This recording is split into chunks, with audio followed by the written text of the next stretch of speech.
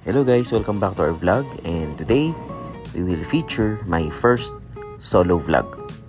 Ordinaryong araw kaya hindi ako nasamahan ni wifey kasi gustuhin yung sa visa.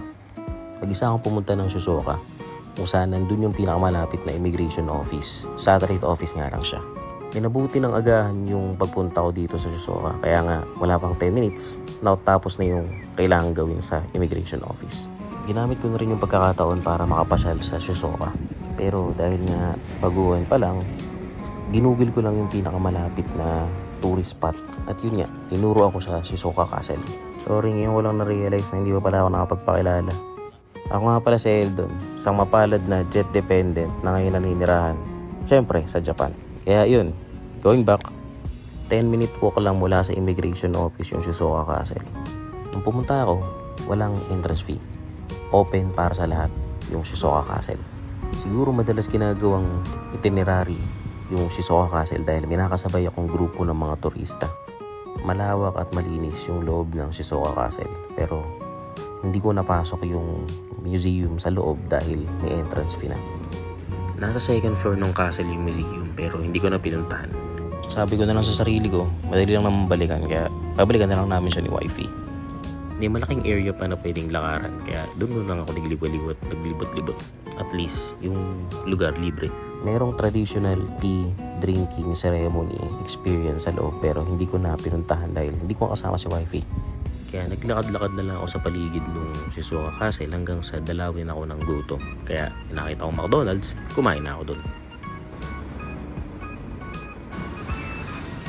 After kumain ng lunch sa McDonald's ay nakakita ako ng isang lugar kung saan mag-i-enjoy yung mga otaku at anime lovers tulad ko.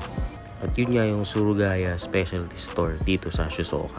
Pagpasok mo pa lang isasalubungin ka na ng mga merch mula sa mga sikat na anime tulad ng One Piece, Demon Slayer o Kimetsu no Yaiba at Dragon Ball. Hindi siya limited sa anime dahil ang dami ting mga merch na available na galing sa ibang franchise tulad ng Transformers at Star Wars.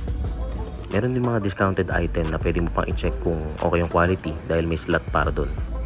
Siyempre, hindi mawawala sa Japan yung gacha at sobrang daming gacha machines din kahit nandun ka na sa bilihan mismo ng mga merch. Kung magkatulad tayong lumaki sa era ng Voltes 5, Ghost Fighter, Dragon Ball at iba pa, talagang mag-i-enjoy ka dito. Nasa first floor pa lang ako parang hindi ko na alam kung anong pupuntahan ko. 3 palapag yung building kaya isipin nyo na lang gaano karaming merch meron dito. Siguro maubos yung araw makakahanap dahil kahit luma at bago, meron sila. Siyempre, pagkakit sa second floor ay sasalubungin tayo ng Tamiya. Nung bata ako, kahit yung mga kapatid ko at tatay ko nagtatamiya. Meron niya kaming Tamiya na Max Breaker TR at papatakboy namin sa racetrack tulad niyan. Correct me if I'm wrong, pero sa Pilipinas ang pangalan ng anime ay Let's Go. Siyempre, hindi rin mawala yung Gundam. Yun nga, ang pinakainabutan kong Gundam ay yung Gundam Wing na nakapicture ngayon dyan. Ang laki nga ng ngiti ko habang naglilibot dahil naghahalo yung nostalgia at excitement habang nakikita mo yung mga gamit ng kabataan mo. Mayroon din silang area para sa airsoft. At tulad nga sa Gundam, hindi ka masasawa dahil ang daming modelong available at meron din silang mga brand new at second hand na items na pwede mong bilhin at pamilihan. May shooting range din sila kaya lahat ng bibilin mo pwede mong testing in tulad ng sights, scopes at iba pa. Hobby shop lang to pero grabe yung pag-focus nila sa mga hobby nila. So yun nga, yung second floor ay puno ng Tamiya at mga model units. Bukod yan sa Tamiya, meron din silang mga model trains. Lahat ng kailangan mo para mag-start ang train set meron sila. Tulad ng mga relays at mga miniature figures.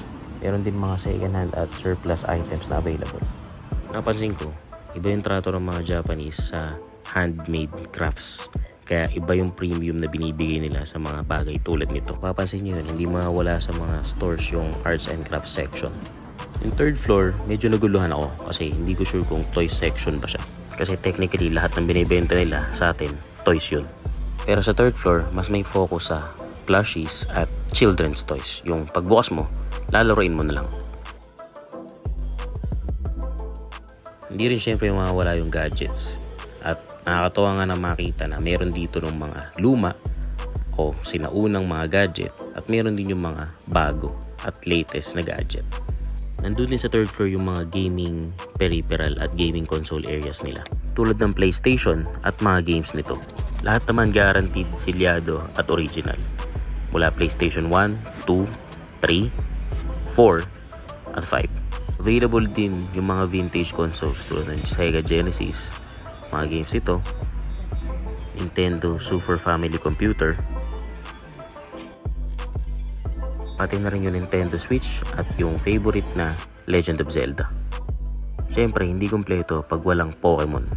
Dito naka-arrange yung Pokemon depende sa type nila, tulad ng Fire, Water, Electric, Grass, Normal, at iba pa.